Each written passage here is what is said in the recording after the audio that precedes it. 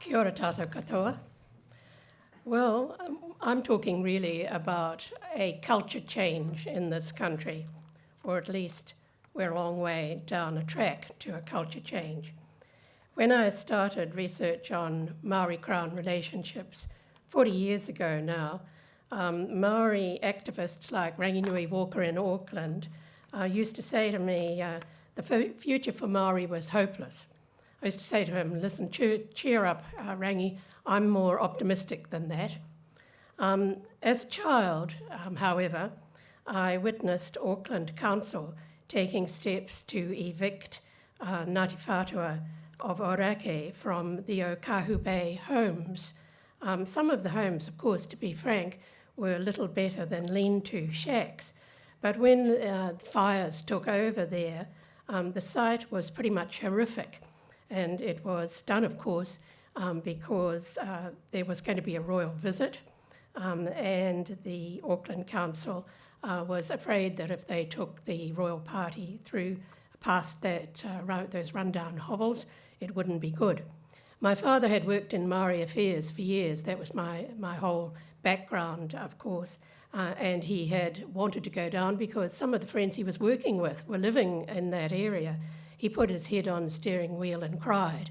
And I think as a kid, you know, you never see your father cry. So that was an indelible memory of mine that I took forward.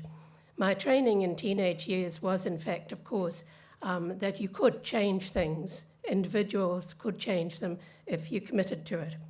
So at a late stage of 30, I started at university and researching and writing our own history of Crown Maori relations in this country.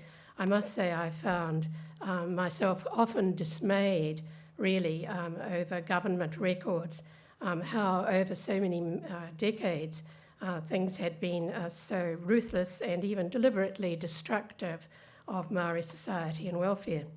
1975, of course, the Treaty of Waitangi Act set up the tribunal, and governments, of course, did begin to change in their action.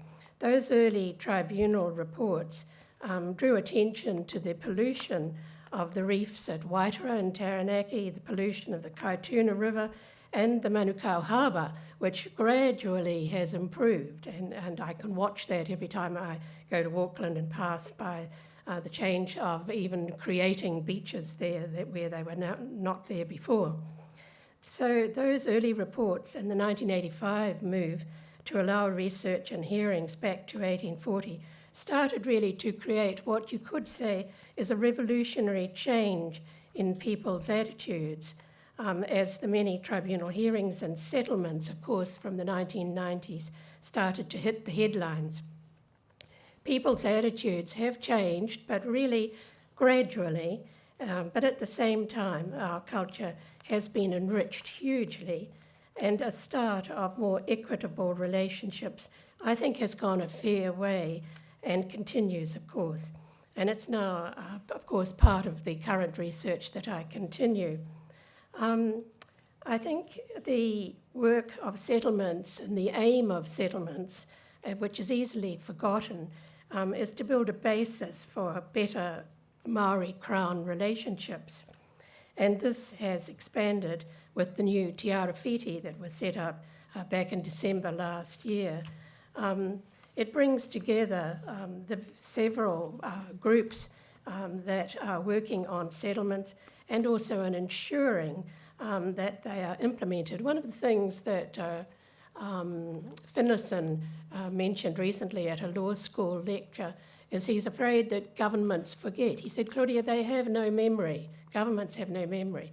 And he mentioned this and gave some very good examples as to why this was true, that so easily things get forgotten. Te Ara Whiti, if you look at their online entries, you will see that they are really trying to take it further, not just dealing with settled Maoris, but taking it further out into the community more broadly.